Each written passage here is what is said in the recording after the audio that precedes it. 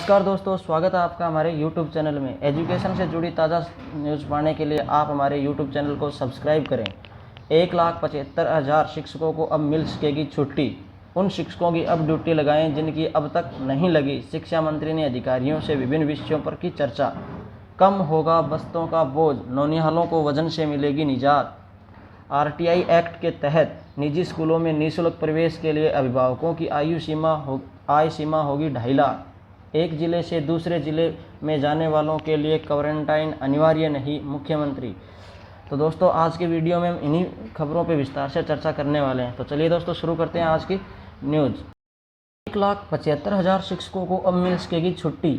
Corona से जंग लड़ने वाले प्रदेश के 1,75,000 से अधिक शिक्षकों को राहत मिली है। ऐसे शिक्षकों को 16 मई से छुट्टी मिल सकेगी। अब तक कोरोना जंग से दूर रहे शिक्षकों को ड्यूटी करनी होगी। गोविंद सिंह डोटासरा के निर्देश पर बुधवार को इस संबंध में आदेश जारी हो चुके हैं। बिना अनुमति मुख्यालय छोड़कर जाने वाले शिक्षकों को विभाग ने भूल सुधार का मौका दिया। ड्यूटी नहीं करने वाले शिक्षकों के खिलाफ अनुशासनात्मक कार्रवाई होगी। रोटेशन से ड्यूटी बदलने के लिए संबंधित कलेक्टरों को पत्र भेजा है। इस आदेश के बाद शिक्षक संगठनों ने भी सभी शिक्षकों को राहत देने के वाला बताया। छुट्टी मांगने वालों के अवकाश स्वीकृत। जिन शिक्षकों ने अवकाश के लिए आवेदन किया था, लॉकडाउन या अन्य वजह से अवकाश स्वीकृत नहीं हो सके, ऐसे शिक्षकों को अब अवकाश स्वीकृत होंगे। शेष अवधि को लॉकडाउन में शामिल मानते हुए वेतन आहरित होगा। पंचायत प्रारंभिक शिक्षा अधिकारी को सरकार ने जिम्मेदारी दी है कि कोर ग्रुप का सदस्य होने की वजह से PO को अपने स्कूल मुख्यालय पर रहना होगा। इसमें लापरवाही बरतने पर विभाग की ओर से कार्रवाई की जाएगी। मिड डे मील के प्रभारी को कर सकेंगे मुक्त। स्कूलों में मिड डे मील के कमान संभालने वाले शिक्षकों को PO व संस्था प्रधान रिलीव कर सकेंगे। इसके लिए स्टॉक का सत्यापन कर दूसरे शिक्षक को जिम्मा दिया जा सकता है। बोर्ड परीक्षा की तैयारियों में विभाग जुटा है, लेकिन बच्चों को सेंटर तक पहुंचने की परेशानी को देखते हुए तिथि तय नहीं की है। ऐसे में 17 मई के बाद परीक्षा का कैलेंडर बनता है तो ड्यूटी करने वाले शिक्षकों को सेंटर पर बुलाया जा सकता है। ऐसे शिक्षक जो कोरोना में 3 लॉकडाउन तक संबंधित जिले में मौजूद थे लेकिन अब ड्यूटी करने का मौका नहीं मिला, उनकी भी अब PO ड्यूटी लगा सकेंगे। 15 मई तक मुख्यालय उपस्थित होने की बाध्यता नहीं। माध्यमिक शिक्षा निदेशक की ओर से स्पष्ट किया कि मुख्यालय में अन्यत्र निवासरत कार्मिकों की शिथिलन प्राप्त श्रेणियों में सम्मिलित कार्मिकों के अतिरिक्त कोविड ड्यूटी लगाए जाने के लिए 15 मई तक मुख्यालय पर उपस्थित होकर कार्य ग्रहण करने की बाध्यता नहीं है। कोविड-19 संबंधी ड्यूटी लगाए जाने वाले कार्मिकों को मुख्यालय पर उपस्थित होकर ड्यूटी करनी हो।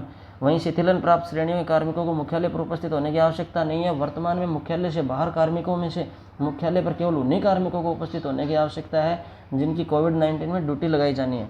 मुख्यालय पर निवासरत कार्मिकों जिनकी कोविड-19 में ड्यूटी अब तक नहीं लगी है, वे मुख्यालय पर उपस्थित रहें। ड्यूटी लगाए जाने पर ड्यूटी पर उपस्थित हों। आगामी आदेश तक वहीं रहेंगे शिक्षक। शिक्षण व्यवस्था में लगे शिक्षक आगामी आदेश तक वहीं रहेंगे। शिक्षण सत्र 2019-20 के दौरान शिक्षण व्यवस्था में लगे शिक्षक आगामी आदेश जहां कार्यरत हैं वहीं रहेंगे। संस्था प्रधान उन्हें शिक्षण सत्र समाप्त होने पर मूल पद स्थापन स्थान के लिए कार्य मुक्त नहीं करेंगे। इस बारे में शिक्षा निदेशालय के संयुक्त निदेशक प्रशिक्षण का कार्यभार संभाल रही नूतन बाला कपिला ने संयुक्त निदेशकों, स्कूल शिक्षा, मुख्य जिला शिक्षा अधिकारियों की ओर से मुख्य ब्लॉक शिक्षा अधिकारियों को निर्देश दिए। इन आदेशों के अनुसार लॉकडाउन की स्थिति को देखते हुए यह निर्णय लिया गया। हालांकि ऐसे शिक्षकों का वेतन उनके पद स्थापन स्थान से ही आहरित किया जा सकेगा। होगा बस्तों का बोझ, नौनिहालों को वजन से मिलेगी निजात। माध्यमिक शिक्षा बोर्ड के निदेशक ने एक पुस्तक में सभी विषयों को रखने के दिए आदेश।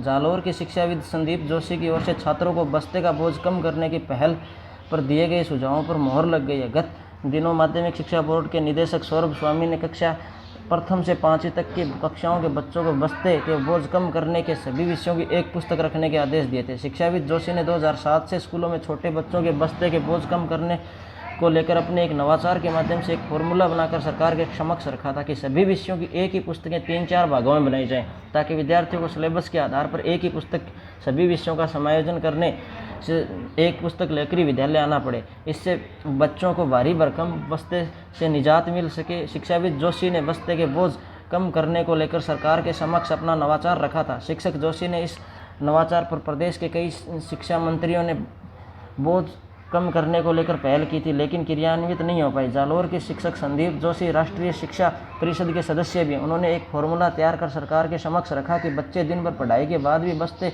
भारी बोझ के बाद थकान महसूस करते हैं। इसे धीरे धीरे उनकी पढ़ाई की जिज्ञासा कम होती है। 4-5 किलो का बोझ ढोकर प्रतिदिन जाने से उनके शारीरिक रूप से कमज़ोर होते हैं।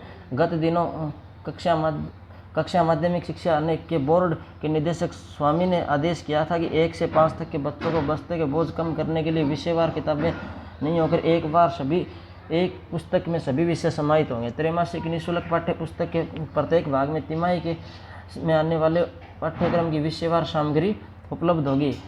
पायलट प्रोजेक्ट के तहत प्राथमिक कक्षाओं में बस्ते के बोझ कम करने को पहल की गई। शैक्षणिक सत्र 2020-21 में प्रत्येक सरकारी स्कूल में बस्ते का बोझ कम करने के उद्देश्य से बच्चों की त्रैमासिक नई किताबें दी जाएंगी और वर्तमान पुस्तकों की तरह अलग अलग पुस्तकों को स्कूल लेकर जाना होगा। आरटीआई एक्ट के तहत निजी स्कूलों में निःशुल्क प्रवेश के लिए अभिभावकों की आय सीमा होगी 2.5 लाख।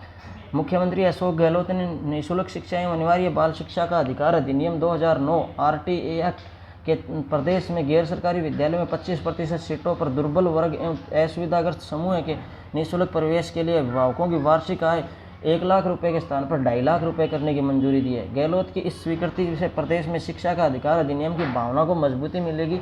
आय सीमा बढ़ाने से दुर्बल वर्ग और असुविधाग्रस्त समूह के और अधिक बच्चे सरकारी स्कूलों में निःशुल्क प्रवेश पा सकेंगे।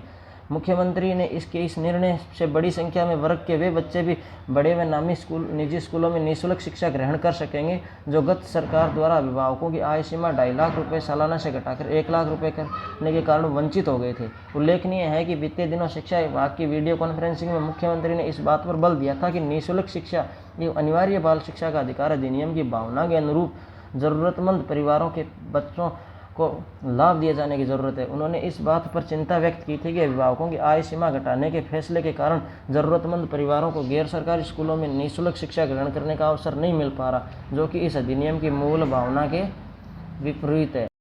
उन शिक्षकों की अब ड्यूटी लगाएं जिनकी अब तक नहीं लगी। शिक्षा मंत्री ने अधिकारियों से विभिन्न विषयों पर की चर्चा। शिक्षा मंत्री गोविंद सिंह डोटासरा ने प्रदेश भर के जिला शिक्षा अधिकारियों को आदेश दिए हैं कि जिन शिक्षकों की कोविड-19 में अब तक ड्यूटी नहीं लगी है उनकी प्राथमिकता से ड्यूटी लगाएं। वे गुरुवार को वीडियो कॉन्फ्रेंसिंग के माध्यम से शिक्षा अधिकारियों से चर्चा कर रहे थे। उन्होंने इस दौरान रोटेशन से ड्यूटी लगाने, प्रवासियों के आवागमन के बाद क्वारंटाइन सेंटरों की व्यवस्था करने, स्कूलों के नए सत्र सहित अन्य मुद्दों को लेकर विस्तृत चर्चा की। जिला शिक्षा अधिकारी माध्यमिक देवी सिंह ने बताया कि शिक्षा मंत्री ने निर्देश दिए हैं कि जो शिक्षक कंटोनमेंट जोन अथवा कर्फ्यूग्रस्त क्षेत्र में हैं उन्हें ग्रीष्मावकाश के दौरान ड्यूटी से मुक्त रखा जाए। ऐसे शिक्षकों को ई पास के लिए किए गए आवेदन के अस्वीकृत होने का प्रमाण पत्र प्रस्तुत करना होगा। इसी प्रकार जिन शिक्षकों की पहले ड्यूटी नहीं लगी थी उनको और मुख्यालय पर उपस्थित थे तो स्थानीय पुरुष शिक्षकों की प्राथमिकता से ड्यूटी लगाई जाए और महिला शिक्षकों को अन्य जिलों से हैं तो इन्हें यथासंभव ड्यूटी से मुक्त रखा जाए। जिन शिक्षकों की पूर्व में ड्यूटी नहीं लगी है एवं जो मुख्यालय से बाहर हैं, जो ड्यूटी ज्वाइन करते ही विशेष श्रेणी के शिक्षकों को छोड़कर ड्यूटी भी लगाई जाए।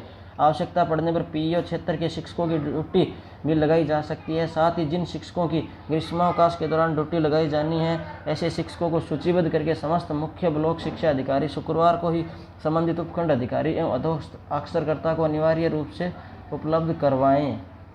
एक जिले से दूसरे जिले में जाने वालों के लिए क्वारंटाइन अनिवार्य नहीं।